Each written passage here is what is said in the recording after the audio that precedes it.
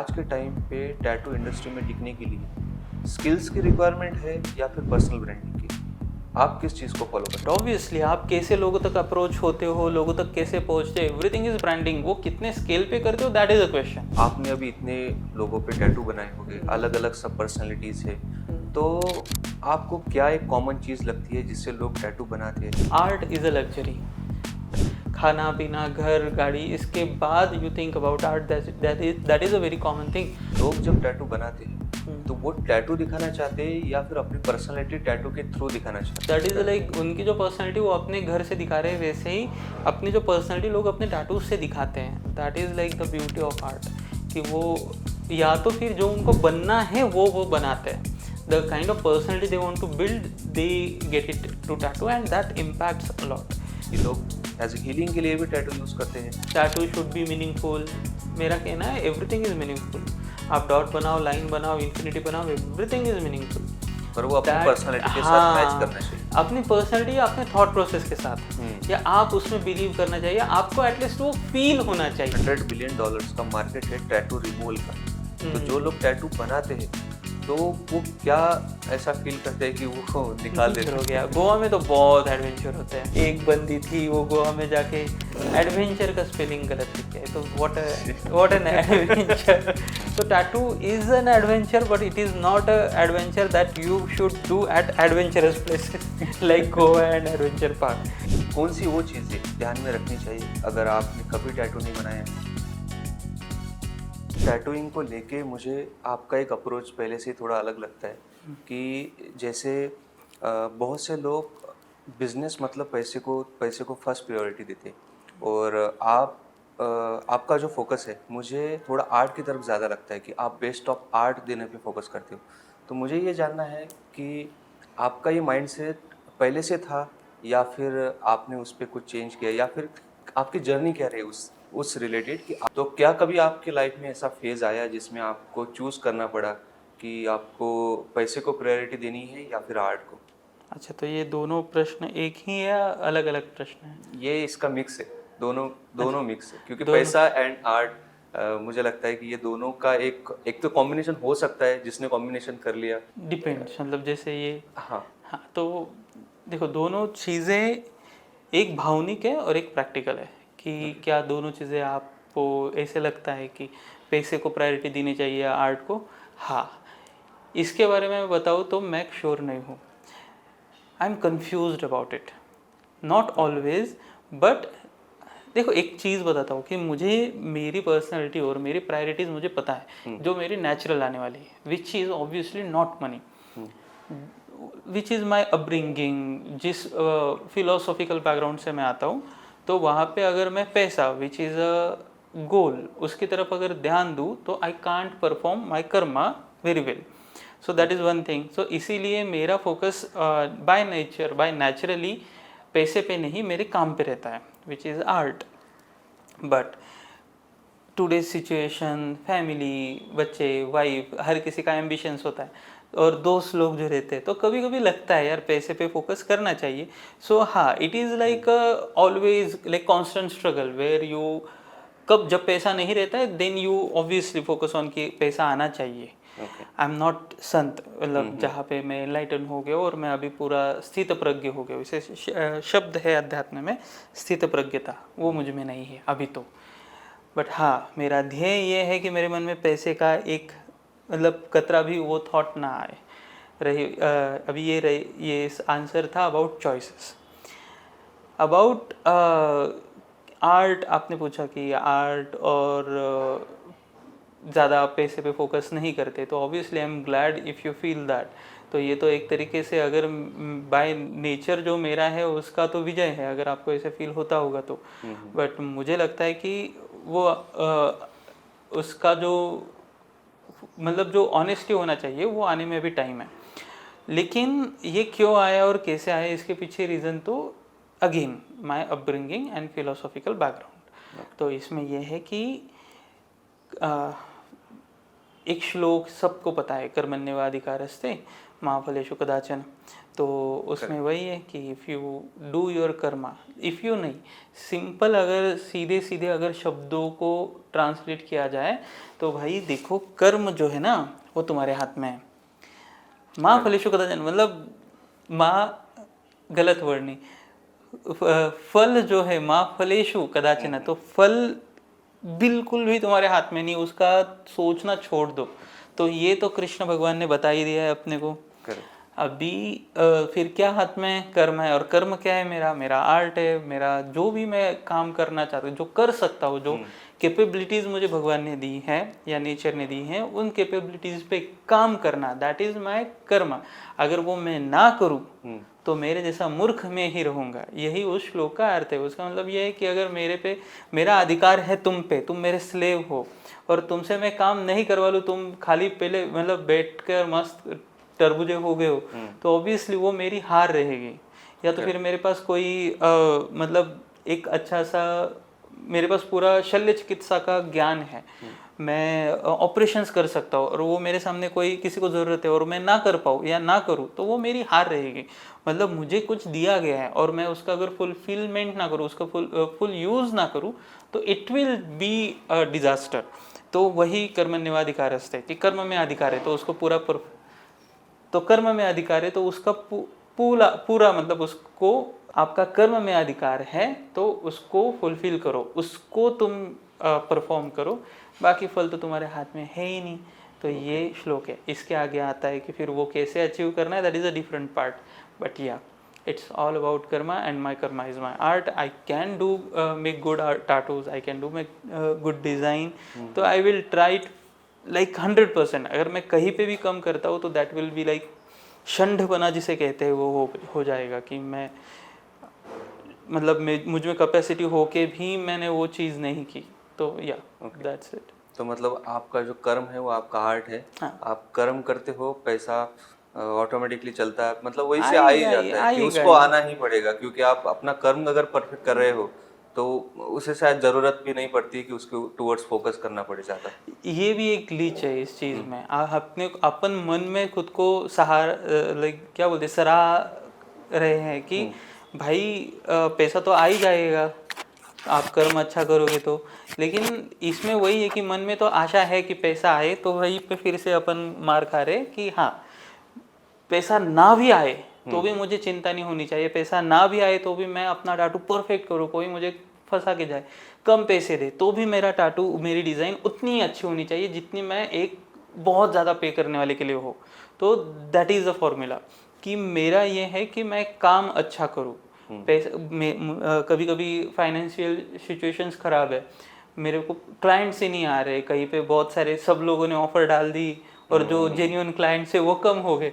ठीक है, कभी कभी नहीं आएंगे क्लाइंट्स, तो उस वक्त भी मुझ में वो नहीं होना चाहिए कि यार अभी मैं भी डिस्काउंट दूँ, फटाफट कम टाइम में ज़्यादा टैटू करूँ और फिर मैं बहुत पैसे कमाऊँ। तो ये थॉट मेरे दिमाग में ना आए, ये मैं चाहता हूँ, ये मेरा स्ट्रैटेजी होता है। सो हाँ, पैसा आएगा ही, ठीक है, अच्छा अल्टीमेटली जो है कर्म का फल तो मिलेगा, but I won't think about it. तो जैसे आपने बताया कि ये मेरी जो अपब्रिंगिंग है, यहाँ से ये थॉट प्रोसेस सब आता है, तो ये जो चेंज था वो आप में आया कहाँ से? जो आपकी जो अभी थॉट प्रोसेस है कि जो आप कर्म की बातें करते हो, या फिर आपको मनी एंड आर्ट के लिए, या फिर आपकी एक थिंकिंग थोड़ी मुझे सॉर्टेड लगती है, तो ये थॉट्स कहाँ से आए, मतलब ये कहाँ से चेंज हुआ, या एक अल्टीमेट चेंज था, या फिर किसी चीज़ ने आपको इस चीज़ को, या फिर किसी चीज़ ने आप पे इम्पैक्ट किया अपने आप में बदलाव करने के लिए? यार एक चीज़ बताओ, कि मैं इन चीज़ों में ज़्यादा बिलीव नहीं करता है। फिल्मी या तो ड्रामेटिक जो ड्रीमी चीज़ फील होती है ना कि एक चीज़ हो जाएगी और मैं पूरा ड्रास्टिक चेंज हो जाऊंगा, मैं बिलीव नहीं करता हूँ। मुझे लगता है कि it is a constant process. वो बहुत ही मतलब आपका हर कर्म, हर एक्शन उसमें एडिशन डाल रहा है, हर एक्शन उसमें पॉजिटिव चेंज ला रहा है, हर एक्शन उसमें नेगेटिव चेंज ला रहा है। बट वो ऐसे धीरे धीरे बन के, मतलब एक दिन में पर्वत नहीं बन जाता, हिमालय एक दिन में नहीं बना है वो। It is a constant process, वो धीरे धीरे ग्रो हो ही रहा है।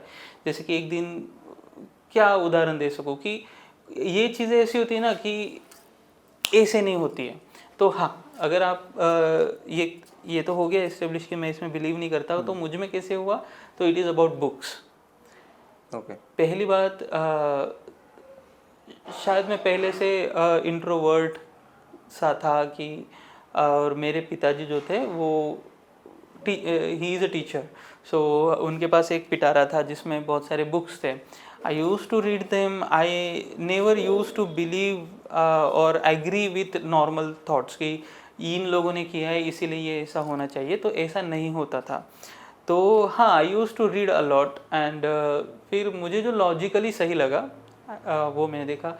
हाँ, उसमें एडिशन जैसे अगर हम कहते हैं, और उसको रीजनिंग अच्छे से कैसे मिला, तो मैं बचपन में आलंदी में था, तब मैंने और आध्यात्मिक ग्रंथों का भी अध्ययन किया। एंड इंट्रोवर्ट होने की वजह से, इंट्रोवर्ट तो अभी नहीं लगता हूँ मैं जब क्लाइंट से बात करता हूँ, बट बाहर जाने के बाद पता चल जाता है कि I can't communicate with others, तो I use to communicate a lot with myself. तो अगर कहीं मुझे लगता है कि ये मेरे जैसा है, तो I communicate a lot with that person also. तो उस चीज़ में मेरे दिमाग में ये सब थॉट प्रोसेस बना हुआ है। उसको और रिजिड कब हुआ, तो हाँ, आध्यात्मिक पार्श्वभूमि, स्पिरिचुअल बैकग्राउंड से उस चीज़ को मुझे अच्छा लॉजिक रीजनिंग मिला, लॉजिक मिला। और वही नर्मदा परिक्रमा, जो भी साधना है या तो जो भी experiences you take in your life, तो उससे इस चीज़ों में थोड़ा सा इनका रिजिडिटी बनती है, ये थॉट्स रिजिड होते जाते हैं, या तो फिर इन पे आप ज़्यादा अच्छे से बिलीव करने लगते हो। तो हाँ, it is a continuous process. अभी मैं कभी कभी कंफ्यूज होता हूँ, मैंने जैसे कहा, तो आई होप कि in future it will be more rigid. I hope मैंने आपके सवाल का सही आंसर दिया है। सवाल पे ही, Correct. अगर नहीं तो आप पूछ सकते हो फिर से। ठीक है। तो जैसे ये ठीक है, ये तो मुझे समझ में आ गया कि ये आपका जो प्रोसेस है वो कहाँ से आता है।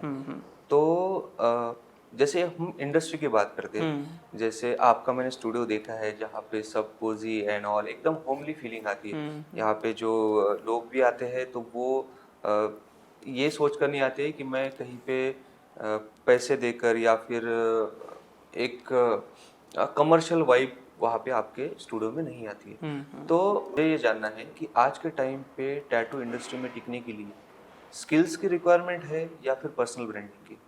आप किस चीज़ को फॉलो करते जिस चीज़ का मैं एक्सपर्ट नहीं हूँ उस चीज़ पे आपने प्रश्न पूछ लिया, लेकिन मुझे क्या लगता है ये मैं ज़रूर बता सकता हूँ। Okay. तो बेसिकली क्या इम्पोर्टेंट, क्या ज़रूरत है इस इंडस्ट्री में टिकने के लिए या ग्रो होने के लिए, Okay. पर्सनल ब्रांडिंग या कमर्शलाइजेशन, यही सवाल था ना? हाँ, पर्सनल ब्रांडिंग या फिर स्किल्स, दोनों में से क्या रिलेवेंट रहता है? Obviously no doubt about it, skills are very important. Okay. पहली बात तो स्किल तो आप, हाउ कैन यू बाईपास, अगर आप कुक हो, आप खाना ही अच्छा नहीं बना पाओगे तो आप उसका मार्केटिंग किस चीज़ का करोगे? Correct. Branding is very important. Obviously आप कैसे लोगों तक अप्रोच होते हो, लोगों तक कैसे पहुँचते हो, एवरीथिंग इज़ ब्रांडिंग। वो कितने स्केल पे करते हो, दैट इज़ अ क्वेश्चन। तो उस चीज़ के लिए कितना कॉम्प्रोमाइज़ करते हो, दैट इज़ अ क्वेश्चन। कितना उसे फेक करते हो या रियल दिखाते हो, that is a question, that is a personal choice I would से। क्योंकि उस चीज़ में आई am not very successful person कि मैंने इंटरनेशनल रिकग्नाइजेशन हो गया है, या तो फिर किसी का मुझे, मेरी बहुत सारी ब्रांचेस है and I am earning in crore, that is not a thing. मुझसे ज़्यादा बहुत अच्छी पर्सनल ब्रांडिंग किसी की हो सकती है, मुझसे कम भी हो सकती है। सवाल ये है कि आप कितना कॉम्प्रोमाइज़ करते हो उसके लिए। बट आई एम इन माई, अगर मेरे बारे में पूछोगे तो I am very successful on my terms, कि मुझे आई am very satisfied, I can sleep very peaceful, I am very happy. जब भी लोग मेरे पास आते हैं उनसे बातें करके, वो जब बोलते हैं कि यार अच्छा टैटू हुआ, मेरी गर्लफ्रेंड ने आपके लिए स्पेशल मैसेज भेजा है, कल रात का ही ये था, तो हाँ यार, this is like I would say कि I am very successful in that term by creating like maintaining relation or creating bonds with my clients. And about skills, हाँ मैं कहता हूँ कि it is a ongoing process. Again, आप skill को bypass नहीं कर सकते। अगर कोई स्किल को बाईपास करके बस किसी और का प्रोग्रेस देख के अगर सोच रहे कि इसका जैसा पर्सनल ब्रांडिंग या कमर्शियल ब्रांडिंग है वैसे मैं करूँगा और मैं भी पैसे कमाऊँगा, तो नहीं, don't ever think like that. मैंने ऐसे बहुत लोग देखे, ऐसे सोच के वो नहीं प्रोग्रेस कर पाए और नीचे ही, और वही मेंटल स्ट्रेस में वो लोग आज भी जी रहे हैं। और मैंने ऐसे लोग देखे कि जिनका स्किल बहुत अच्छा था लेकिन उनको पर्सनल ब्रांडिंग या तो फिर किस चीज़ को लोगों को दिखाना है या कि कोई सी चीज़ उनके पास बहुत अच्छी है ये पता नहीं, इसलिए वो पीछे। और मैंने ये भी लोग देखे जिनका स्किल भी बहुत अच्छा है और उनको लोगों तक पहुंचना कैसे ये भी अच्छा पता है, जिसे हम कहेंगे पर्सनल ब्रांडिंग या एनी काइंड ऑफ ब्रांडिंग। तो वो लोग हमेशा प्रोग्रेस करते हैं। It is a combination of both things. आपको स्किल पे भी फोकस करना है, अच्छा काम करो तो लोगों तक पहुंच जाएंगे। ऑर्गेनिकली थोड़ा टाइम लगेगा लेकिन वो रिजिड रहेगा। अगर आप लोगों तक बोलो पहुंचो या ना पहुंचो, आप उसके लिए कितनी मेहनत लेते हो डजेंट मैटर। अगर आप काम अच्छा करते हो तो आज ना कल। और ये ऐसा है ना कि मैंने टैटू बनाया तो मैं तुम्हें बताऊंगा ही यार ये देख क्या सही काम किया इस बंदे ने। हाँ, लेकिन वो सामने वाले के मन में जो श्रद्धा निर्माण हो रही है ना वो ख़त्म नहीं होगी भाई। तो इम्पोर्टेंट है काम अच्छा होना। स्लो होगा प्रोग्रेस अगर पर्सनल ब्रांडिंग नहीं है। पर्सनल ब्रांडिंग रहेगी तो बहुत फास्ट हो जाएगी। That is another fact, but you can't bypass skills. Okay, पर जैसे अभी हम डिफरेंशिएट करते हैं कि एक कमर्शियल ब्रांड है जो फ्रेंचाइजी मॉडल पे चलता है और एक तरफ आप हो कि जिसका एक स्टूडियो है। अगर इन फ्यूचर अगर आपको कहीं पे स्केल करना है या फिर लोग चाहते हैं कि आपके बहुत से क्लाइंट्स हो गए जो फॉरेन से आते होंगे या फिर दिल्ली से या फिर यहाँ से किलोमीटर बहुत सारे दूर से आते होंगे, तो अगर वो चाहते हैं कि मुझे सेम सर्विस चाहिए या फिर मुझे सेम ही आर्ट चाहिए, तो आपके पास कुछ मतलब क्या ये चीज़ हो सकती है? I would travel to them don't worry. मतलब मुझे यार, मैं जो हूँ ना वो मेरा दुकान नहीं है, वो मेरा सेटअप नहीं है, वो मैं हूँ। तो अगर उनकी कैपेसिटी में नहीं है मुझ तक आना तो मैं उन तक पहुंच जाऊंगा। That is not a question. उसके लिए मुझे ब्रांचेस खोलने की ज़रूरत नहीं। ब्रांचेस खोलना इज़ कम्प्लीटली कमर्शियल थिंग। तो एक दो तीन एग्जांपल तो मैंने बता दिए। स्किल है, ब्रांडिंग नहीं, ब्रांडिंग है, स्किल नहीं। कुछ ऐसे भी छोटा स्किल है लेकिन ब्रांडिंग बहुत ज़्यादा है। तो I don't know they are earning enough and लेकिन वहाँ पे इंडस्ट्री को एक, अगर मैं पूरा समाज के तौर पे अगर टैटू इंडस्ट्री को देखूँ तो उसकी हानि भी हो रही होगी, उसका फ्यूचर भी चेंज हो रहा होगा। लेकिन हाँ, आई एम नॉट वन टू जज एनीथिंग। मुझे लगता है कि हर किसी का चॉइस है और देखने वाला का भी चॉइस है, जिसको जो अच्छा लगता है। फॉर एग्जांपल अगर कपड़े जो है, कपड़े तो कपड़े रहते हैं 100 रुपए में बेचने वाले, लेकिन उनका बहुत मतलब जुडियो भी है। और वही है कि वहाँ पे अरमानी वगैरह ऐसे कोई बहुत बड़े ब्रांड्स भी होंगे जहाँ पे आपकी काबिलियत देख के आपको चूज़ करेंगे, आपके लिए डिज़ाइन करेंगे। तो लोगों का चॉइस है कहाँ पे जाना है। दोनों चीज़ें अपनी अपनी जगह पे सही है। तो I won't think about, personally me, if you ask me, I won't think about expanding branches and all. मैंने ट्राई भी किया कि मैं एक लग्जरियस सा स्टूडियो रहे, लेकिन वो नहीं था मेरे लिए बना वो चीज़। I was not feeling very satisfied there. I was not feeling very like जो मैं अभी फील कर रहा हूँ, free and I can practise, I can draw, I can paint. वहाँ पे वो सब चीज़ें मैनेज करना और वो सब करना मेरी चीज़ें नहीं थी। और मुझे लगता है कि उससे एक्सपांड करने के लिए जो चीज़ें लोगों ने की है और जो करना ज़रूरी है वो करना बहुत गलत है, ऐसा मुझे लगता है। पर्सनली मेरे लिए गलत है, इसलिए वो मैं नहीं करूँगा, नहीं कर पाया और नहीं करूँगा आगे भी फ्यूचर में। ओके, तो अगर किसी को आर्ट को फोकस करते हुए अगर कोई बिगिनर है जिसको टैटू आर्टिस्ट बनना है, तो उसके लिए प्रोसेस क्या रहेगा? पहली बट बार इसमें एक ट्विस्ट है कि उसको कमर्शियली भी सक्सेसफुल होना है और आर्ट को भी कांस्टेंट रखना है। तो आर्ट को कांस्टेंट रखते हुए किसी को बिजनेस बनाना है टैटू इंडस्ट्री में और उसको स्केल करना है, तो ये चीज़ आपने नहीं की। पर हो सकता है कि आपके पास कोई स्टूडेंट है जिसको ये करना है, तो उसके लिए क्या स्ट्रैटेजी रहेगी? मैंने नहीं की ऐसा नहीं है, मैंने किया है इसीलिए तो आपके सामने बैठा हूँ। मैंने किया है इसीलिए तो लोग मेरे पास आ रहे हैं, मुझे पैसे दे रहे हैं।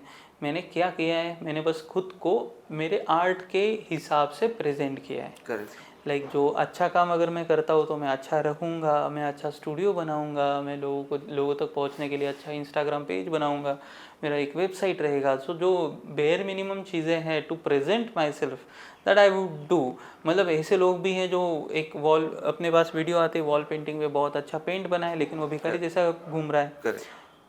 वो उसका चॉइस है, वो वहाँ पे समाधान मतलब उसके हिसाब से ही सेटिस्फाइड। बट अगर तुम जिस दृष्टिकोण से पूछ रहे हो, उस दृष्टिकोण से अगर सक्सेस पाना है तो जिस तरीके का तुम्हारा आर्ट है एटलीस्ट उस तरीके का presentation you have to do it.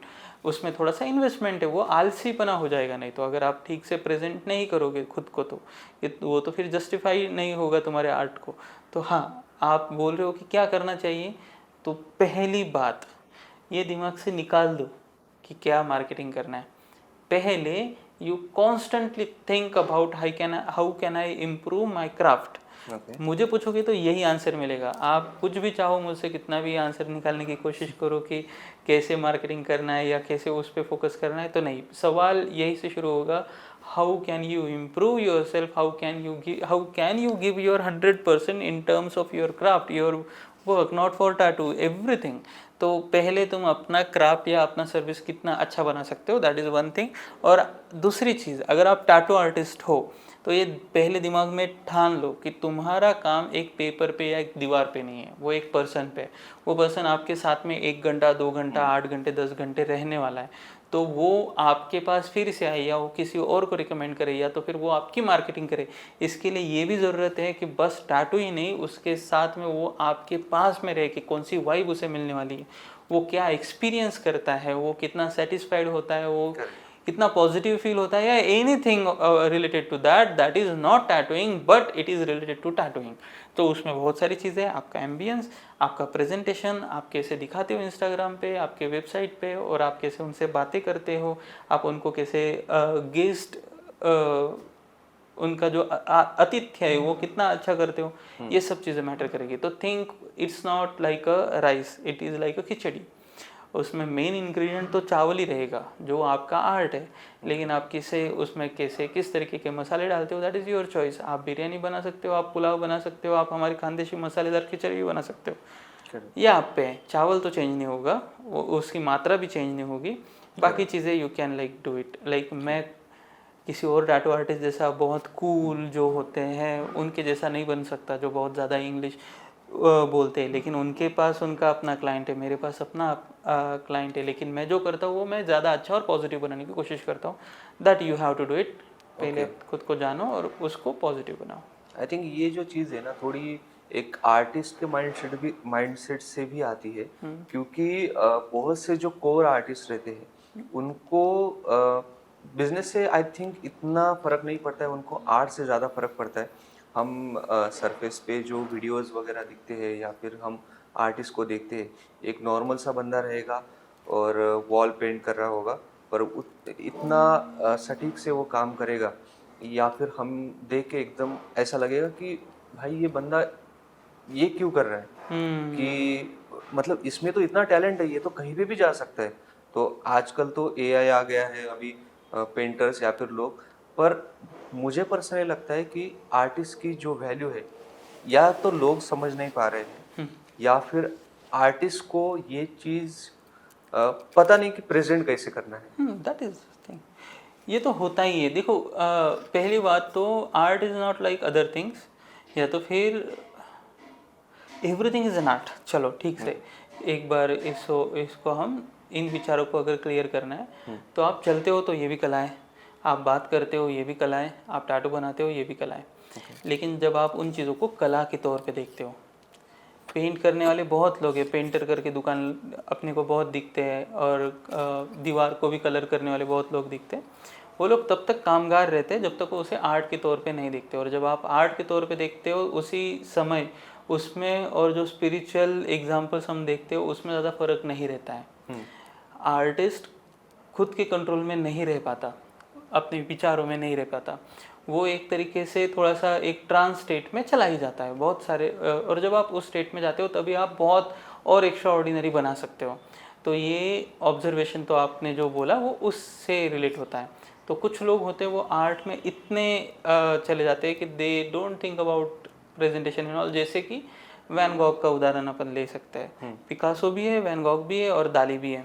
अभी इन लोगों में ये है कि वैन गॉग था वो बहुत ही अपना ट्रांस स्टेट में था, अपने विचारों में था, उसका बैकग्राउंड, उसका लाइफस्टाइल अलग था। तो वो उस हिसाब से जब वो जीवित थे तब तक उनको पता ही नहीं था कैसे प्रेजेंट करना है। तो उनके जो भाई और भाभी जो लोग थे उनकी वजह से वो बाद में फेमस हुए, लेकिन उनको कोई उस चीज़ से फ़र्क ही नहीं पड़ा। वो तो अपने लिखते गए पत्र, बनाते गए अपने पेंटिंग्स। और वही अगर अपन देखें तो पिकासो वगैरह, इन लोगों को पता था कि लोगों में प्रेजेंट कैसे होना है, इन लोगों को पता था एक कोई भी ऐसे लाइन बना दो और उसको कूल कैसे दिखाना है। ऑब्वियसली उनका क्राफ्ट था उतना। दाली का भी वही है, वैसे राजा रवि वर्मा भी अपनी भारत में देखते हैं।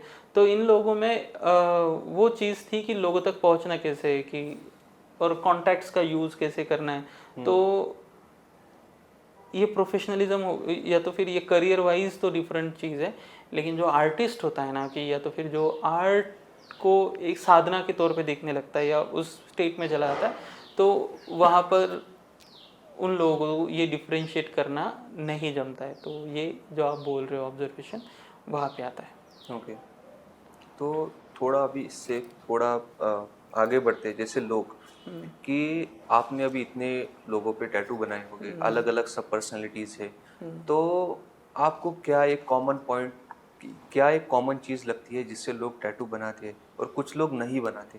आप भी एक टैटू आर्टिस्ट है, आप पे भी एक ही टैटू है, तो हाँ, एज अ दो। टैटू आर्टिस्ट, हाँ 2 टैटू, अभी एक रिसेंटली ऐड किया है आपने। हाँ, तो तो कुछ लोग रहते हैं जो पूरे शरीर पे टैटू बनाएंगे, या फिर किसी का कुछ स्टाइल होगा बनाने के लिए, टैटू बनाने के लिए, पर कुछ लोग नहीं बना पाते, एक भी टैटू नहीं होगा। तो तो इसके पीछे ना मैं खुद के एक्सपीरियंस से बता सकता हूँ। इसलिए कहो यार, इट इज़ अबाउट चॉइस। मतलब मेरी हालत तो ये है कि मुझे जो कार लेनी है, मेरे जो एक्सपेक्टेशन है अबाउट कार, फॉर एग्जांपल दे रहा हूँ एक एग्जांपल, कि मुझे अगर जिस समय मुझे एक मारुति की कार का मेरा ड्रीम होगा, तब मेरे पास उतना पैसा नहीं था। और अब मैं इस लेवल पे आ गया हूँ कि मेरा एक्सपेक्टेशन बहुत ही ऊपर चला गया और उतना पैसा अभी मेरे पास नहीं है। ओके, और कोई मुझ पे अगर फेवर करे और फ्री में देना चाहे तो वो मैं लूँगा नहीं। मतलब वो मुझे अच्छा नहीं लगेगा किसी। और मैं अगर चाहता हूँ कि कोई आर्टिस्ट, कोई क्लाइंट है, मुझे अच्छे से पे करे अगर मैं अच्छा काम करता हूँ, तो वही मेरा भी थॉट है कि मैं किसी और को बहुत अच्छा पे कर पाऊँ, तभी मैं उससे टैटू बनवाऊँगा। तब तक तो इसीलिए मुझे बहुत फुल स्लीव बनाना है, दोनों हाथ है, बैक है, पूरा बॉडी है। लेकिन वही है कि जो मेरे दिमाग में, जब मुझे चांस मिलेगा, वो फाइनेंशियल स्टेट मेरे पास उतना सारा पैसा मैं उस आर्टिस्ट को दे पाऊँ, तब मैं उनको रीच आउट करूँगा, ये मेरा। और दूसरी चीज़, वो लोग मेरे लिए इंस्पिरेशंस है, तो उन तक पहुँचना, मतलब आज मैं 10 सालों से इस इंडस्ट्री में हूँ, तो वो लोग 20 सालों से हैं यार यहाँ पे। तो आई डोंट नो, मैंने कहा ना, जो इंट्रोवर्ट वाला पार्ट है वो यहाँ पे, आई कांट कम्युनिकेट विद पीपल। मेरे दिमाग में है कि इससे ये बनाऊँ, उनसे वो बनाऊँ, मैं उनसे बात भी नहीं कर पाया वो अब तक। बताया भी होगा, लेकिन वो, और मुझे पता है कि उन लोगों को मैं अच्छा पे कर पाऊँ। एंड दूसरी चीज़ यार, I started from very scratch. भले ही मैं बहुत कमा लूँ, लेकिन खड्डा बहुत था पहले और it is like every middle class story. तो नहीं, आई वुड से कि I earned a lot, I am earning a lot, but हाँ इतना नहीं जितना मैं उन लोगों को पे कर पाऊँ। इसीलिए नहीं है। जो मेरा पैर पे बना है, इट इज़ अ हैंड पोक। तो मुझे ट्रेडिशंस और मिट्टी से जुड़ना या पुरानी चीज़ें बहुत पसंद है, तो हैंड पोक मैंने खुद के हाथ से किया है और मैं उसको एक्सपांड करने वाला हूँ लेग पे। हाथ वाला टैटू जो सबसे पहला मेरे, जिनसे मैंने सीखा, मेरे गुरुजी, उनसे ही मैंने बनाया था। तो वो वहाँ पे है, उसके लिए तो मैंने तब उस हिसाब से पे किया था, शायद कम भी किया होगा, लेकिन हाँ इरादा तो बहुत ज़्यादा करने का तब भी था, उस स्टेट, फाइनेंशियल स्टेट के हिसाब से बहुत ज़्यादा किया था। और अभी मैं करने वाला हूँ। तो हाँ, ये मेरे बारे में हो गया। अभी क्लाइंट्स के बारे में लोग कैसे सोचते हैं, तो सेम थॉट है, आर्ट इज़ अ लग्जरी। बहुत से लोग रहते हैं वो लाइक पैशनेट होते हैं कि उनको किसी, 3-4 तरीके के लोग होते हैं। एक होता है कि जिसको किसी ने किया है इसलिए करना है, वो लोग आपको मैक्सिमम लेवल पे दिखेंगे।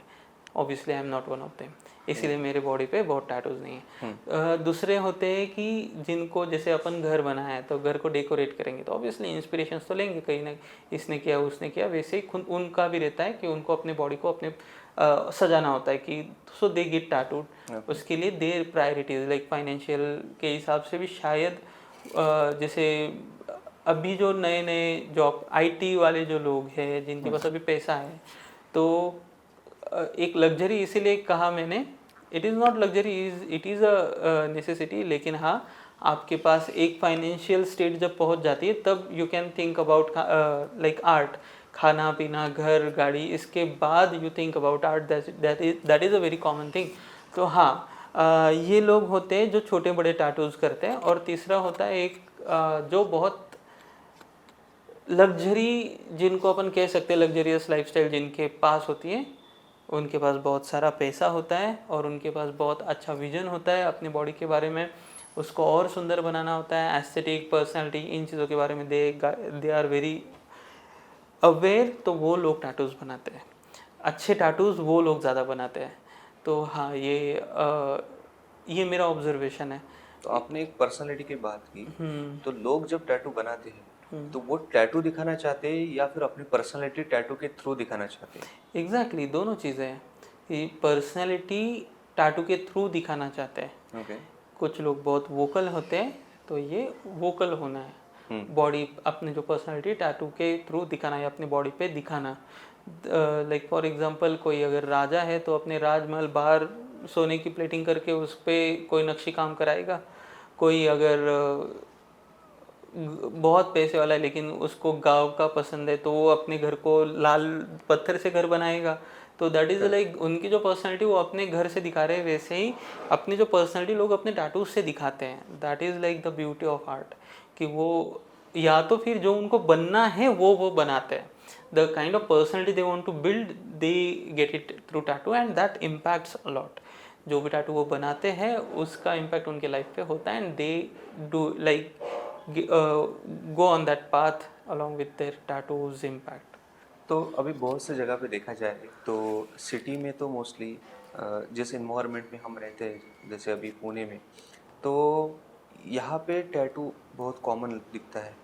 तो या फिर गांव पे अगर हम देखें तो हमारी जो हमारी दादी या फिर दादा है, उनके हाथ पे हमने कभी छोटे टैटू देखे ही होंगे, पर बहुत से लोग अभी भी टैटू को एक टैबू मानते हैं। उस पर आपके क्या थॉट्स? तो बेसिकली देखा जाए तो टैबू मानने वाले लोग को ने पहले ये सोचना पड़ेगा। दूसरी चीज़ टैटू क्या है, तो एक अगर आप देखोगे तो ये जो बीच वाली जनरेशन है, जो आपके पापा और उनके पापा, जो मतलब दादाजी के टाइम तक वे देखा जाए तो दादी परदादी ये जो लोग थे उनके बॉडी पे आपको टैटू दिखेंगे। फिर बीच वाली जो जनरेशन है उनमें फिर वो टैबू कह रही है, क्या है टैटू वगैरह ऐसे दिख रहा है अपने को। तो इसका बेसिक रीज़न मुझे ये लगता है कि वो जो जनरेशन थी ना, उनमें एक तरीके का जो इन्फ्लुएंस ऑफ यूरोपियन संस्कृति कल्चर जो था वो ज़्यादा था, और जो so called modernization, so called decent रहने वाला जो कॉन्सेप्ट है कि व्हाट इज़ डिसेंसी, क्या उसे क्या बोलते होगे, सभ्यता जिसे कहते होगे, तो वो जो कॉन्सेप्ट सो कॉल्ड आया है वो यूरोपियन मान्यताओं से आया है। तो जैसे कि आप देखोगे कि जो महिलाएं थी यूरोपियन, तो ऐसे पूरे कपड़े पहनेंगी, उनकी वेस्ट एकदम टाइट रहेगी एंड ऑल। लेकिन जो अपनी भारत की महिलाएं थी वो साड़ी पहनेगी, उनका पेट दिखेगा लेकिन ब्लाउज रहेगा, कहीं कहीं तो ब्लाउज की भी कॉन्सेप्ट नहीं थी। इन भारतीय जो पुरुष रहते थे उनके भी क्लोथिंग वैसे ही रहते थे, लेकिन उन चीज़ों को फिर क्या माना गया कि पिछड़ा हुआ माना गया। तो महिलाएं अगर रहेंगी तो सर से पाँव तक ढकी हुई रहेंगी, ठीक है। तो ये कॉन्सेप्ट्स यूरोपियन थे, और जो इंडियन नेटिव कॉन्सेप्ट थी उनको हमने नकारा उस वक्त। तो पूरे जनरेशन का ही प्रॉब्लम, ऐसे नहीं एक दो लोगों का था, सबका वही मैक्सिमम हुआ। और वो जनरल जो पर्सपेक्टिव था वो ऐसे जनरेट हुआ कि जो पुरानी चीज़ें, वो टाटू वगैरह जो थी, जिसे हम गोंदन कहते हैं, गुदवाना कहते हैं हिंदी में, मराठी में गोंदन कहते हैं, पचकूट कहते हैं, ये जो सब चीज़ें हैं, तो इन चीज़ों को टैबू माना गया या पिछड़ा हुआ माना गया। और सबको क्या बनना है, मॉडर्न बनना है, फॉरवर्ड बनना है, रिजेंबल करना है खुद को। तो ये तो सबकी बीमारी है। तो ये बीमारी जिनको लगी थी उन सबको टैबू लगा। वो गरीबों की निशानी लगी, पिछड़े हुए जमात की, समाज की निशानी लगी। कल्चरल चीज़ की अगर बात की जाए तो कल्चरली वो हमारे खून में है, मतलब नॉट ओनली इंडियन, पूरे विश्व में अगर आप देखोगे तो टैटू का कल्चर है, और वो बहुत सम्मान से उन लोगों ने कैरी ऑन किया। और अभी जो हुआ है, जो जैसे पुरानी चीज़ों का फिर से ऑर्गेनिक, फिर से सस्टेनेबल ग्रोथ, इन चीज़ों को फैशन की तरह देखा जाने लगा है। अभी जो बहुत पुराने जैसे जर्मन कुछ आर्टिस्ट है, कुछ रशियन आर्टिस्ट है, वो लोग भारत आते हैं वो लोग इंडोनेशिया जाते हैं, वो लोग अफ्रीका जाते हैं, ऑस्ट्रेलिया जाते हैं और वहाँ का जो नेटिव आर्ट है उसको सीखना चाहते हैं। और जो नॉर्मल टैटूइंग है उससे ज़्यादा महंगा जो लोग ये चीज़ करते हैं, कैरी ऑन करते हैं, उससे ज़्यादा महंगा ये चीज़ बेची जाती है। जो नेटिव है उसको ज़्यादा अभी प्रीशियस बनाया गया, एंड दैट इज़ जो चल रहा है, जो फिलोसॉफिकल या तो फिर जो कॉन्फिडेंस का जो चक्र चल रहा है, अपनी चीज़ों को पहले बुरा मानना, फिर उन्हीं चीज़ों को आगे लाना, और वो ऑब्वियसली फिर लग्जरी में चला जाता है। जो मिडिल क्लास बेसिक लोग हैं वो उसी चक्कर में अटके पड़े हुए आज भी, क्या सभ्य और क्या असभ्य है। उसमें एक चीज़ का बस प्रॉब्लम है, अगर आप कहोगे कि जो मेले, आपने कहा आपके सवाल में कि मेले में जो करते थे, नहीं, जो आजकल अपन मेलों में जो टैटूइंग देखते हैं तो actually that is not a cultural और traditional tattooing. I am not saying they are very bad people और वो रॉन्ग प्रैक्टिस कर रहे हैं, उनकी गलती नहीं है, उनके हाथ में जैसे वो प्रोग्रेस जिस तरीके से आई। फॉर एग्जांपल अगर आप मशीन्स की बात अगर हम करते तो टैटूइंग ऐसा होता था, जो हमारा नेटिव था विथ काटा रहेगा, वो हर किसी के लिए नया रहेगा, तो ऑब्वियसली कंटेमिनेशन नहीं होगा, इंक फ्रेश बनाई जाएगी, और वो लोग जो औरतें थी गाँव गाँव जाके, उस समय के जो मेले होते होंगे वहाँ पे फिर लोगों को टैटू बनाते थे, जो कल्चरल टैटू होता था। आज भी वो आदिवासी परंपराओं में होता है, लेकिन जो लोग शहरों से थोड़ा सा कनेक्टेड है वहाँ पे आजकल मशीन्स पहुँच गई और नीडल्स पहुँच गई मेटल वाली, तो वो क्या है ना, वो तो बार बार बना नहीं सकते, तो एक ही नीडल सबको मशीन से जो इंटरनेट पे जो इमेजेस है उसको ट्रेस करके जो बनाया जाता है, तो दैट इज़ काइंड ऑफ क्या बोलते हैं, not very mature practice of tattooing, जो ना कल्चर अभी वो अपना जो मिडिल क्लास सबका हुआ है, धोबी का कुत्ता ना घर का ना घाट का, वही हालत इस लाइक प्रैक्टिस की हुई है कि जो कल्चरली जिन लोगों के पास वो कल्चर टिकना चाहिए था उनके पास नहीं रहा, तो ना धड़ वो प्रैक्टिस जो ट्रेडिशनल है वो कर पा रहे, ना वो मॉडर्न प्रैक्टिस को अच्छे से कर पा रहे, क्योंकि डिमांड भी वही है। जो गांव का बंदा है उसके पास प्रोग्रेस तो आई नहीं, लेकिन मोबाइल आ गया तो उसको जो शहरों में चल रहा है उसको कॉपी करना है, तो they also want modern tattooing का प्रैक्टिस, बट वो जो हाइजीननेस या तो फिर जो आर्ट था वो वहाँ पे नहीं हो पा रहा है। सो हाँ, if you consider that as a standard of tattooing तो नहीं, उसे नहीं कह सकते, जो आज भी आदिवासी लोग करते हैं। हाँ, डिजाइन कॉपी हो गया लेकिन आर्ट कॉपी नहीं हो पा रहा है। डिज़ाइन भी नहीं कॉपी हुआ ना, वहाँ पे वो वही जो इंटरनेट पे अपने को दिखते, अभी हम गए थे, वी टुक वेरी ऐसे कैमरा एंड ऑल, जो मेरे दोस्त थे अमरावती के, तो उनको एक डॉक्यूमेंट्री करनी थी ट्रेडिशनल टैटूइंग पे, और वो आदिवासी मतलब थोड़ा सा अमरावती के पास में ही जो गाँव है वहाँ पे मेला था, वहाँ पे गए, लेकिन वहाँ पे देखा उन्होंने कि वही मशीन है, वही मॉडर्न जो टैटूइंग का एंकर है, इन्फिनिटी है, तो वो गूगल से उसका प्रिंट लेना है, कॉपी करना है और वो टैटू बनाना है। अभी उनमें और आजकल जो 90% टैटूइंग हो रहा है उसमें तो ज़्यादा फर्क है नहीं, बस हाइजीननेस का सवाल है, नहीं तो कॉपी तो ये भी कर रहे हैं वो भी कर रहे हैं। ये स्टैंडर्ड टैटूइंग नहीं है। स्टैंडर्ड टैटूइंग वो है जिसे टैबू नहीं मानना चाहिए, जहाँ पे आर्ट की पूजा हो रही है, they are trying to create something, और they are trying to follow some particular form of art, जैसे वारली की होती है, जैसे टैटूइंग का गोधन मतलब गोंड समाज के टैटूज होते हैं, अलग अलग समाज के अलग अलग टैटूज होते हैं, तो उसको फॉलो कर रहे हैं। सो हाँ, टैबू का बात चल रहा था, लेकिन that is this is just addition to it. जैसे गांव और सिटी की हम अगर बात करें तो अभी रिसेंटली हम देखते हैं कि बहुत से क्रिकेटर्स टैटू बना रहे हैं, जिन्होंने पुराने टैटू थे उसको भी रिप्लेस करके एक कवर अप करके एक मीनिंगफुल टैटू बनाए। तो मुझे लगता है कि लाइक आजकल की जो जनरेशन है जो सिटी से बिलोंग करती है, तो वो लोग टैटू को एज अ सिर्फ टैटू की तरह नहीं देख रहे हैं। एक तो वो अपने आइडल को फॉलो कर रहे हैं, या फिर वो उसको एज अ पर्सनैलिटी या फिर एज अ हीलिंग उस टैटू को लेके अप्रोच कर रहे हैं। तो इस पर आपका क्या कहना है कि लोग एज अ हीलिंग के लिए भी टैटू यूज़ करते हैं? हाँ, हर मतलब बहुत सारे एस्पेक्ट हो सकते हैं टैटू के।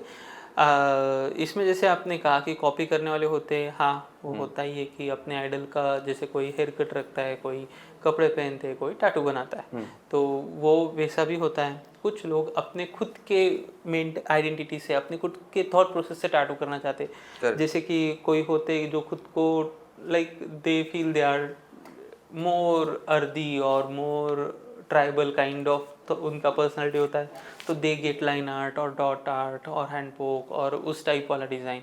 तो कोई होते जो जिनको बहुत दे travel a lot, so they like to resemble that on their body, तो अपने personality के हिसाब से they try to create, they ask for to their artist to create some tattoo design for them. for example artist का अगर हम कला अपने क्रिकेटर्स की अगर बात करें तो उन्होंने भी कुछ टाइम पे ऐसे टैटू बनाया होगा, अभी उनको लगता होगा अरे वो तो क्लीशे हो गया है, तो उस समय पे मैंने थॉट नहीं दिया उसे, तो अभी वो नए टैटूज से मीनिंगफुल टैटूज, तो हर टैटू मीनिंगफुल होता है, बट वो कभी आपके मीनिंग से रिजेंबल करता है क्या, या आपने जस्ट कॉपी करने के लिए कर लिया। तो आज वो लोग अपना खुद का ओरिजिनल बना रहे हैं। तो आई इंसिस्ट कि हाँ, एक थॉट होता है कि टैटू शुड बी मीनिंगफुल। मेरा कहना है एवरीथिंग इज मीनिंगफुल। आप डॉट बनाओ, लाइन बनाओ, इन्फिनिटी बनाओ, एवरीथिंग इज मीनिंगफुल, पर वो अपनी पर्सनालिटी के साथ मैच करना चाहिए, अपनी पर्सनालिटी, अपने थॉट प्रोसेस के साथ, या आप उसमें बिलीव करना चाहिए, आपको एटलीस्ट वो फील होना चाहिए। It is all about feel. आप दुनिया में जो भी कर रहे हो, आपको वो महसूस होना चाहिए। करेक्ट। आप इन्फिनिटी भी बना रहे हो, अगर इफ़ यू कैन महसूस द मीनिंग और द जो फ्लो है उसको, कि हाँ I believe in everything is infinite, या तो फिर खुद के बारे में, या जो भी आपका philosophical background, if you can महसूस feel that is it is for me, then you get it. Don't think कि ये मीनिंगफुल है या नहीं है। पत्थर बना लो, क्या फर्क पड़ता है, बट उस पत्थर को ही मीनिंग आ जाएगा आपके लिए। इट्स लाइक कि अगर जब हम घर पे रहते हैं, घर पे किसी वॉल पे कोई मोटिवेशनल कोट निकालते, जब भी उसको देखेंगे हमें एक मोटिवेशन फील होगा। Exactly. तो लोग कुछ ऐसे टैटू बना सकते हैं जिसे वो देख के हमेशा मोटिवेट फील करे। कोई मोटिवेट फील करते, कुछ अपने बैकग्राउंड जो बैक ट्रॉमास होते हैं उससे बाहर आते, कुछ लोग सुसाइडल थॉट्स को निग्लेक्ट करने के लिए टैटू बनाते। लेकिन बहुत से लोग अपने मम्मी पापा का टैटू निकालते हैं जो इस दुनिया में नहीं है। हाँ। तो उनकी क्या थॉट प्रोसेस रहती है वो निकालने के लिए, या फिर क्या ये सही है कि मम्मी पापा का टैटू निकालना चाहिए? क्यों सही नहीं है? बहुत अच्छी बात है। Okay. देखो क्या होता है, जो भी अपन करते हैं, तो अगर तांत्रिक दृष्टिकोण से, आगम दृष्टिकोण से अगर आप पूछते हो, तो I am not expert again, but जो मुझे लगता है और जो मेरे आध्यात्मिक अनुभव से निकल रहा है, तो ये है कि आप टैटू क्या बना रहे हो, जो आपसे महसूस, अभी मैंने कहा, तो अगर आपका प्यार है अपने माता पिता पे, and you want them to be on in your memories for ever.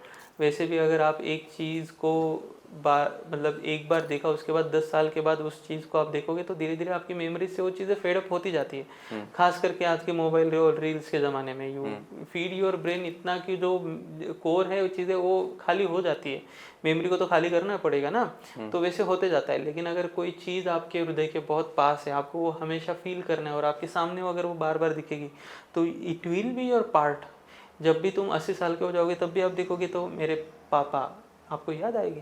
तो that is a love towards your like जो आपके एंसेस्टर्स होते हैं, आपके पूर्वज होते हैं, आपके माता पिता होते हैं, एंड इट शुड बी, अगर वो वहाँ पे आपका उतना इंटेंस फीलिंग है, तो it is very good to be that. तो टैटू मेकिंग एक पार्ट हो गया, पर इससे भी, या फिर इससे सिमिलर, या फिर इससे बड़ा, आई डोंट नो, लेकिन मैंने गूगल किया था तो एक $100 बिलियन का मार्केट है टैटू रिमूवल का। तो जो लोग टैटू बनाते हैं, तो वो क्या ऐसा फील करते हैं कि वो निकाल देते हैं, या फिर जो हम देखते हैं कि यंग कपल्स अपने बॉयफ्रेंड गर्लफ्रेंड का नाम निकालते हैं और उसके बाद वो चेंज हो जाते हैं, तो वो रिमूव, पर उससे तो इतना बड़ा मार्केट नहीं होता होगा ना। तो क्या मतलब इंसान की पर्सनालिटी चेंज होती है तो वो अपने टैटू को अपग्रेड करता है, निकाल तो नहीं सकता पूरा, क्योंकि वो स्किन ही खराब हो जाएगी। तो क्या चीज़ है इसके? तो देखो बेसिकली सवाल में ही जवाब है जो आपने बताया, और अगर आपको रिजेंबल ही करना है, तो हर चीज़ ना एक उसका जो मूल होता है वो सब चीज़ों का सेम ही रहता है। बस कुछ चीज़ें इतनी इजी होती है जो अंडरस्टैंड हो जाती है, जैसे बॉयफ्रेंड गर्लफ्रेंड वाला एग्जांपल, कि एक टाइम था तब आप उनसे बहुत रिलेट कर रहे थे, दूसरा टाइम आ गया आप अभी रिलेट नहीं कर पा रहे हो, क्योंकि आपकी बैड मेमोरीज आ गई है, ब्रेकअप हो गया है, अभी आपको उन चीज़ों से उसकी याद भी नहीं चाहिए, तो आप कवर अप कराओगे। तो पहली बात तो करते वक्त ये थॉट, अभी इसमें 2-3 एग्जांपल, इसी से आपको ना बाकी सब भी समझ में आ जाएगा कि कुछ एक टैटू बनाया था, वो इतना क्लीशे था क्योंकि वो किसी और का देख के अपन ने बनाया, बहुत लोगों का तो यही होता है ना, कूल बन गया और वो कितना सुंदर दिख रहा है, मैं भी बनाऊंगा, मैं भी बनाऊंगी। तो इस चक्कर में कुछ तो ऐसे बना लेते हैं जो आपसे रिजेंबल ही नहीं करता है, या लोगों को क्या कहेंगे लोग वाला रोग होता है। तो उसमें वही 10 लोगों को पूछेंगे, कुछ बना लेंगे। व्हेन दे गेट कॉन्फिडेंस, वो नॉर्मली हर किसी के साथ होता है, हर कोई इवॉल्व होते रहता है, तो पीछे वाली चीज़ें कभी कभी उनको रिग्रेट होती है, तो उस चक्कर में वो कवर अप कराते हैं। ये चीज़ आपको अभी समझ में आ गई होगी कि बॉयफ्रेंड गर्लफ्रेंड से कैसे रिजेंबल करती है। Correct. अभी इसमें मैं आपको कुछ एग्जांपल ऐसे बताता हूँ कि कुछ लोग गर्लफ्रेंड एक मतलब एक उनका क्या बोलते हैं, ब्रेकअप होने के बाद भी उस टैटू को रखते हैं। करेक्ट। कुछ लोग ब्रेकअप होने के बाद याद के लिए टैटू, मैंने मतलब एक बंदा था, उसने अपनी गर्लफ्रेंड का उसकी शादी किसी और के साथ होने के बाद उसका जो फेसबुक पे फोटो था विद मंगलसूत्र किसी और के लिए, उसका उसने पोर्ट्रेट बनाया चेस्ट पे। ठीक है। अभी मैंने जब इसको पूछा कि यार तुमको लगता नहीं है ये क्यों, वो बोला यार मेरा प्यार था, है, रहेगा। और कितनी सुंदर और कितनी आध्यात्मिक स्पिरिचुअल बात है ना ये, कि अगर मेरा प्यार है तो मैं यही देखूंगा कि वो खुश कहाँ पे है, खुश कैसी है। उसने बोला कि उसका मतलब अगर हम शादी करते तो पूरा उसका घर बर्बाद हो जाता।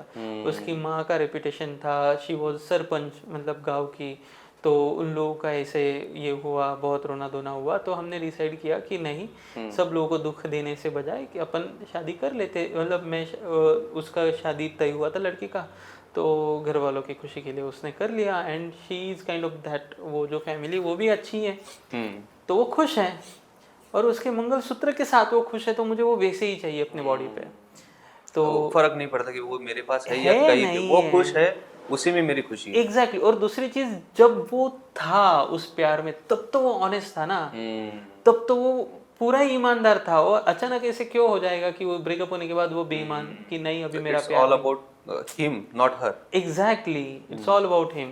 तो ये भी होता है कुछ लोगों का कि कुछ टैटू ऐसे भी होते हैं कि जिनको मीनिंग नहीं, अब बहुत बोरिंग है, लेकिन वो रखते कि उस समय तो वो सुंदर था ना, वो आज भी सुंदर है क्योंकि वो उस समय की मेमोरी है मेरे पास।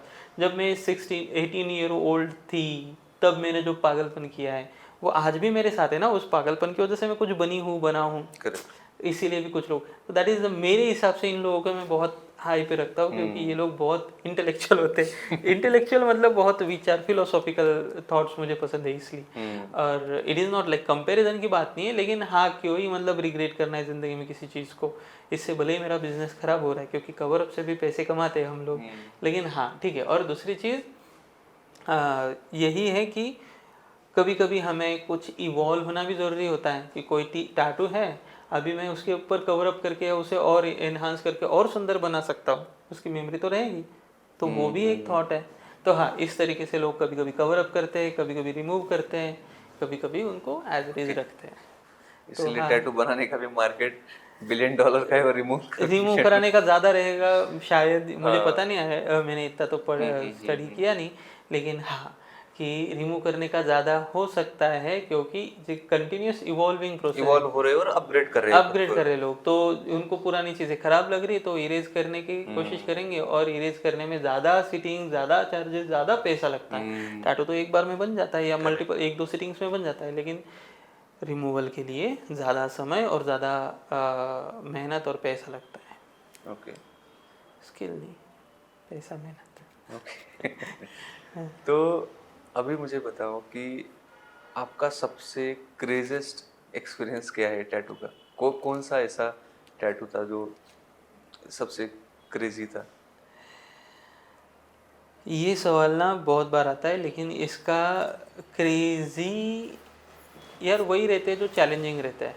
तो अभी एक रिसेंटली मैंने किया, इट इज़ हाफ स्लीव, तो पूरा डिज़ाइन से लेके डिज़ाइन के लिए हमने बहुत टाइम डाला, चेंजेस किए, और उसके बाद टैटू करने के लिए भी जो मैंने सोचा था 3 सिटिंग्स लगेंगी उसमें 6 सिटिंग लगी। तो that is the craziest experience for me. Weird की तरह, या तो फिर एज अ वियर्ड एक्सपीरियंस। हाँ, वैसे तो कुछ लोग एज अ जोक बना लेते हैं, कुछ लोग वियर्ड जगह पे टैटू बना लेते हैं, तो दीज आर, मुझे वो चीज़ बहुत ही ऐसे अलग नहीं लगती। That is a part of my profession. तो I am sorry to disappoint you for the entertainment. होगी चीज़ें, लेकिन मेरे अभी दिमाग में इट्स लाइक कि एक बार आप मुझे कुछ एडवेंचर वाले टैटू की स्टोरी बता रहे थे, वो आप बता सकते हो? हाँ हाँ, नहीं मतलब वो मैंने नहीं बनाया, थैंक गॉड। तो हाँ, मेरे से जो हुआ है वो ये है कि बिलीव करके एक बंदी थी, जब मैं बहुत नया पहली बार इनिशियली स्टार्ट किया था। ओके। तो दीज आर टैटू डिजास्टर्स, गलतियाँ। हम्म। तो वो बोली कि मुझे बहुत पर्सनल चाहिए, बहुत पर्सनल चाहिए। मैंने बोला खुद की हैंड राइटिंग में लिख दो। तो उन्होंने लिखा, मैंने ट्रेस किया और टैटू बना दिया। ओके। अभी था वर्ड बिलीव, लेकिन वो उसका स्पेलिंग गलत हो गया, ओके। BLIVE हो गया। तो बिलीव का स्पेलिंग ही गलत हो गया। तो वैसे ही अभी ये कुछ लोग, ये मेरे से एक बार हुआ है बहुत इनिशियल टाइम पे। दूसरों को बताने से पहले खुद का बता देना इम्पोर्टेंट है। एक बंदी थी, वो गोवा में जाके एडवेंचर का स्पेलिंग गलत लिख के आई। तो व्हाट एन एडवेंचर। तो हाँ, तो उसका तो एडवेंचर ही हो गया। एडवेंचर हो गया। गोवा में तो बहुत एडवेंचर होते हैं। एक बंदा अभी मतलब कल की मेरी क्लाइंट, वो कई एडवेंचर पार्क में गए थे, एडवेंचर से याद आया, और वहाँ पे उन्होंने पीच, वो होता है ना, हाँ, पीच वाला फ्रूट। हाँ, तो वो टैटू उन्होंने बनाया, लेकिन वो लाइन ही ऐसे पिचका दी। तो उनको बहुत बुरा लगा। तो वो टैटू होने के बाद वो बाकी टैटू करने के लिए मेरे पास आए थे। ऐसी चीज़, बहुत एडवेंचरस चीज़ें ऐसी जगह पे होती है। तो tattoo is an adventure, but it is not a adventure that you should do at adventurous places like Goa and adventure park. तो हाँ, गोवा में बहुत होता है। और एक अभी लड़की आई थी, उसका भी देखो, दो एग्जाम्पल ऐसे भी हैं। एक बंदे ने ना मेरे पास बहुत, वो बोला कि रुद्र अवतार चाहिए शिव जी का। उसने रुद्र अवतार शिव जी का मैंने उनको बना दिया। That is what I love, to add emotions and intense, like जो इंट्यूशंस होते हैं वो डिज़ाइन में डालने के। लेकिन जब वो बनाया तो उसके बाद वो 2-3 महीने के बाद, 6 महीने के बाद आए शायद, और उन्होंने जो मुझे एक्सपीरियंसेस बताया, दैट वाज लाइक क्रेजेस्ट। कि जब से वो टैटू उन्होंने बनाया, दिन मतलब पूरी उनकी दुनिया पलट गई है। कि everything is like very angry, बहुत ही हलचल हो रही है। उनका खुद का पर्सनैलिटी बहुत चेंज हो गया है, लाइक कि अरे मुझे बहुत गुस्सा आता है। एंड लाइफ में भी ऐसी चीज़ें हो रही हैं, बहुत निगेटिव पॉजिटिव एक इंटेंस चीज़ें हो रही। तो वो मतलब जब मैंने बनाया था तब बहुत अलग दिख रहा था। 6 महीने के बाद बहुत वो खुद भी लग रहा था कि कुछ तो इसके साथ ज़िंदगी में हुआ है। तो फिर मैंने कवर अप करके उसे एक साधक का टैटू बना के दिया। एक साधक दिख रहा है उसी फोटो में, डिज़ाइन में। तो ऐसे भी होता है। और उसी से सिमिलर दूसरा एक एग्जांपल, जिसमें एक लड़की ने टैटू बनाया अपने थाई पे, slave of a rhythm. She was a dancer, लेकिन लिखने वाले ने रिदम का स्पेलिंग ही गलत कर दिया। और उसका रिदम सच में गलत हो गया, वो गिर के उसका पैर टूट गया। तो अभी उसके बाद वो फिर से डांस नहीं कर पाएगी। तो उसको वही लग रहा है वो रिदम गलत लिखा है, इसीलिए डांस नहीं कर, इसलिए हो रहा है। लेकिन मैंने भी तो, वो इतना बड़ा है कि वो कवर अप भी करेगी, तो उसको उतना बड़ा टैटू नहीं चाहिए। इसे बहुत बड़ा लिखा है, स्लेव ऑफ द रिदम। और मैंने कहा क्यों ही स्लेव बनना है रिदम का यार, life is unpredictable, let's go organic natural. तो हाँ, ऐसी चीज़ें होती रहती चूज हैं। Your tattoo artist wisely. Choose your tattoo artist wisely, very wisely. Talk to them, like try to, अगर उनके साथ पहले बैठो, बातें करो, आर्टिस्ट से भी रिलेट करना सीखो। Correct. तभी बस डिस्काउंट से आप अच्छा टैटूज नहीं, डिस्काउंट से जज नहीं कर सकते। और ग्रोसरी शॉप भी नहीं है कि यार ये पैसे दिए और वो ले लिया और चले गए अपना काम इट्स वेरी करते। Intense, you know. टैटू बहुत इंटेंस चीज़ है यार। मतलब ऐसे easily for a fun is also intense thing in a life, but fun के लिए भी जब आप तो थोड़ा सोच विचार करके करेंगे तो ठीक है। नहीं तो ऐसे केसेस भी होती है कि जैसे कई मेले में टैटू हुआ, फिर एड्स ही हो गया 40 लोग। करेक्ट। तो इतना भी फन नहीं होना चाहिए ज़िंदगी में। थोड़ा सा choose your tattoo artist and choose your process more wisely and okay. Keep in like some thoughts to it. Okay. तो एक और चीज़ है, जैसे गॉड्स की जो बात की आपने की, उनके पर्सनैलिटी पे इम्पैक्ट पड़ रहा था। मुझे अभी एक प्रेमानंद महाराज की चीज़ याद आती है, जिन्होंने कहा था कि भगवान के टैटूज शरीर पे नहीं बनाने चाहिए। तो आपका भी स्पिरिचुअल बैकग्राउंड है, तो शायद आपका आंसर उस पर थोड़ा बेटर हो सकता है। तो क्या आप उस चीज़ को एग्री करते हो, या फिर आपका कोई थॉट प्रोसेस है उस चीज़ को लेके? नहीं, तो साधु से बेटर मैं हो नहीं सकता। जो भी साधु है, जो उस चीज़ में अपना ज़्यादा साधना हो, ज़्यादा प्रैक्टिस उनकी है। फॉर एग्जांपल कोई डॉक्टर है तो उसके सामने कोई नॉर्मल आदमी मेडिकल फील्ड के बारे में क्या बोले। लेकिन इसका मेरा दृष्टिकोण मैं बता सकता हूँ, आई don't no it is better और अच्छा या बुरा। तो मेरा दृष्टिकोण ये है कि हाँ, आपकी भावनाओं पे डिपेंड है। तो मैं मेरा नॉर्मली ये सलाह होती है, ओपिनियन ये होता है कि get something that will make you remember your loved one, दो इट इज़ अ गॉड और it is your family member anything. तो फॉर एग्जाम्पल त्रिशूल बना लिया, त्रिशूल तो राक्षस भी यूज़ करते थे, it is just a weapon, but we remember Shiv ji by trishul, then it's okay, don't get. अगर आपको शिव जी का चेहरा देख के साक्षात शिव जी याद आ रहे हैं तो वो बहुत बुरा है, क्योंकि फिर आप अपने बॉडी को बहुत अशुद्ध रखते हो। देखो सिंपल टेक्नोलॉजी यार, हर चीज़ की अपनी एक टेक्नोलॉजी होती है, अपना एक तंत्र होता है। तो जैसे कि आप इन्फेक्शन से बचाना चाहते हो जख्म को, तो आपको बैक्टीरिया से बचाना है ना। धूल मिट्टी उस पर रगड़ोगे, गंदगी रगड़ोगे, बैक्टीरिया रगड़ोगे, फंगस रगड़ोगे तो टैटू खराब होने ही वाला है या जख्म खराब होने ही वाली है। वैसे ही अध्यात्म की बात होती है, पवित्रता, सम्मान, इन चीज़ों से आपकी श्रद्धा बढ़ती है, उन चीज़ों से आप भगवान से और पास में जाते हो। तो उस चीज़ से आपकी साधना को एक तो बल प्राप्त होता है, एक तो हानि होती है, या तो फिर आपकी भावनाएं उससे रिलेट होती है। तो उस दृष्टिकोण से अगर देखा जाए तो नहीं, भगवान के साथ में वो थोड़ा मर्यादा होनी चाहिए। तो अगर आप भगवान का टैटू, मतलब अभी मैं भी खुद टालता हूँ अनटिल अनलेस कोई मुझे सामने इंसिस्ट ना करे बहुत ज़्यादा। अगर वो सामने वाला उसके हिसाब से रेडी है, कनेक्ट, उसको ठीक लगता है, तो मैं क्योंकि मुझे, मेरे लिए तो मेरा क्लाइंट भगवान है। मैंने कुछ शिव जी की टैटू भी किए, तो हाँ, लेकिन मुझे लगता है कि टालना चाहिए अगर आप टाल सकते हो, क्योंकि उससे वो भावना आपकी निगड़ित होती है। अगर आप उस दृष्टिकोण से, आपके मन में डाउट आ गया फालतू में, क्या करोगे फिर बाद में? टैटू बनाया हुआ है, अभी तो गंदा काम कर रहे हैं, का वीडियो देख लिया और अभी डाउट आ रहा है कि अभी क्या करूं, करो कवर अप। तो वही बात है कि नहीं कर, पहले ही जितना मैं एक बार इंसिस्ट, मतलब एक बार इंटीमेशन देता हूँ कि नहीं कर। अगर आप कोई, या तो फिर मैं कुछ ऐसे बोलता हूँ कि फोटो है, वो भगवान नहीं है, तो उसको एग्जैक्ट भगवान जैसे नहीं बनाता हूँ मैं। कुछ चीज़ें जैसे कि पुरुष का ही फोटो है लेकिन वो भगवान की याद दिलाता है, ठीक है। उनके जो टेक्निकली जो उनके चिन्ह होते हैं, मैं उनको टालना पसंद करता हूँ। फिर अभी ये मेरा एक्सक्यूज है शायद, मुझे पता नहीं है, बट हाँ मुझे लगता है आई थिंक प्लेसमेंट भी मैटर करती है, बहुत चीज़ें मैटर करती है। कहाँ पे बना रहे हैं टैटू। अभी देखो ये अलग सब्जेक्ट है। एक बंदे ने गणेश जी का टैटू उड़ीसा में किसी आर्टिस्ट ने थाई पे या काफ पे बनाया था।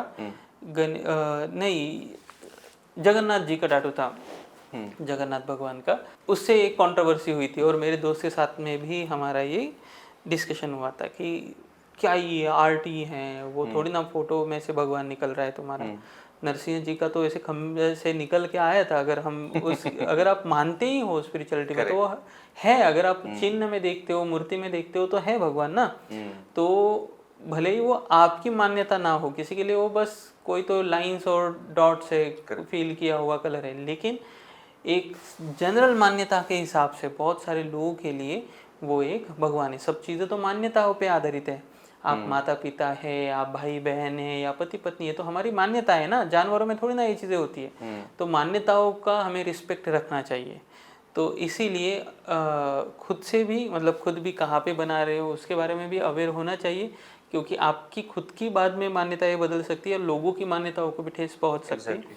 इसीलिए प्लेसमेंट का सोच विचार तो करना ही चाहिए। That is another thing to discuss, to argue, but हाँ ये मेरा विचार है। I can argue about it if you can, if someone want to discuss about it. तो हाँ, प्लेसमेंट का भी सवाल होता है, टालना चाहिए अध्यात्म पर्टिकुलर भगवान का डायरेक्ट फोटो। अगर आपको फील ही नहीं हो रहा है निगेटिव तो कोई बात नहीं, लेकिन हो रहा है तो मत करो। ओके, कौन सी वो चीज़ें ध्यान में रखनी चाहिए अगर आपने कभी टैटू नहीं बनाया है, ना आपके फ्रेंड्स ने बनाया है, तो कौन सी चीज़ें याद रखनी चाहिए? तो सबसे पहले ये पॉडकास्ट देखना चाहिए। ओके, वो तो ऑब्वियसली। हाँ, दूसरी चीज़ है कि जो एक वीडियो माउलिस टैटू के पेज पे, यूट्यूब पेज पे, how to prepare for tattoo करके है, वो देखना चाहिए। और तीसरी चीज़, हाँ मतलब बेसिकली तो यही है यार, पढ़ाई करो, मतलब get prepared for your tattoo, do some study. तो इम्पोर्टेंट ये है कि at least do some research for your tattoo before getting tattoo. आप वो यूट्यूब से कर सकते, गूगल, चैट जीपीटी, जेमिनाई जो है वहाँ पे ये सवाल पूछ के you can prepare your self for your tattoo. पहले तो आर्टिस्ट के बारे में प्रिपेयर करना है, चूज़ वाइसली, अलग अलग आर्टिस्ट को उनका प्रोफाइल देखिए, उनके रिव्यूज़ देखिए, उनका काम देखिए। If you can feel, you can resemble with their craft, with their art style, अगर उसमें ओरिजिनल कुछ तो कहीं तो दिख रहा है, तो ये सब चीज़ें आप देख सकते हो। दूसरी चीज़, प्रिपेयर फाइनेंशियली ऑल्सो, वो इम्पोर्टेंट है। वो अपने आप अलग अलग, हर किसी का अपना अपना ओपिनियन हो सकता है उसके बारे में। तीसरी चीज़ है कि वही इम्पोर्टेंट कि कोई नशा करके टैटू मत करना, अवेयर होना ज़रूरी है। अगर आप कोई भी परमानेंट चेंज अपने लाइफ में कर रहे हो तो नशा वगैरह करके ना, आर्टिस्ट टैटू करते, अगर किसी ने नशा किया है तो आर्टिस्ट ने तो करना ही नहीं चाहिए पहली बार, और वो जो प्रोफेशनल आर्टिस्ट है वो अलाउ नहीं करते हैं कि अगर कोई नशा करके टैटू करता है। तो क्यों नहीं करना चाहिए नशा करके?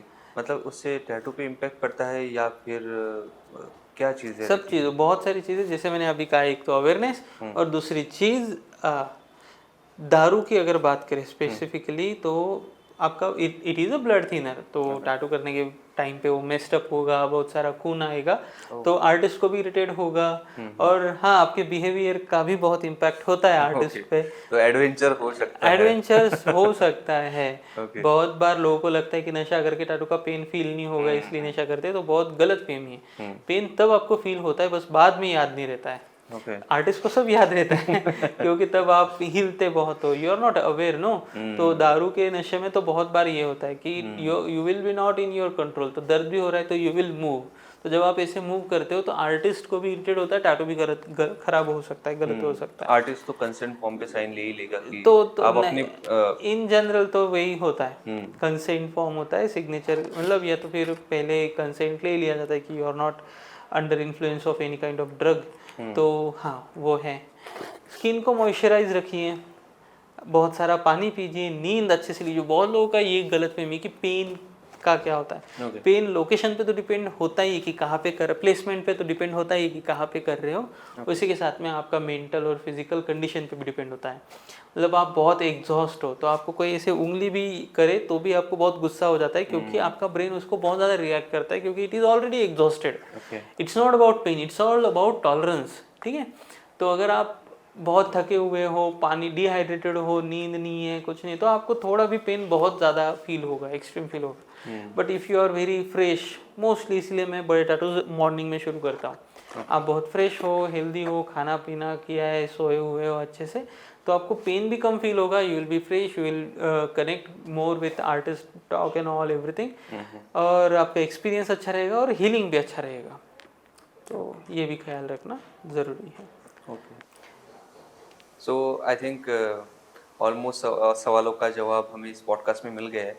जो बिगिनर है, जिन्होंने बनाया है, जिनको कवर अप भी करना है, तो सारे जिन्होंने भी ये पॉडकास्ट पूरा देखा है उनको तो पता चल ही जाएगा। सो आर्टिस्ट लोगों के लिए, आर्टिस्ट को भी बहुत सी हेल्प हो जाएगी कि उनको अपना अप्रोच क्या रखना चाहिए, जिनको कमर्शियली ग्रो करना है या फिर जिनको सिर्फ अपना आर्ट पे फोकस करना है और उसके साथ पैसे कमाने हैं। वो तो ऑब्वियसली ज़रूरी है सब लोगों के लिए। We can have a discussion. ठीक है, तो I think let's conclude it. Let's conclude it. Yes, thank you so much. Yes, thank you so much for having me in this chair mostly. It is a pleasure, like we don't discuss like this Yes, in our yes, daily yes. life, तो इस discussion से मुझे भी बहुत help हुई to Yes. Listening myself, and I hope wish you best luck for your yes, next journey. yes, Thank yes. you. Thank you. Bye.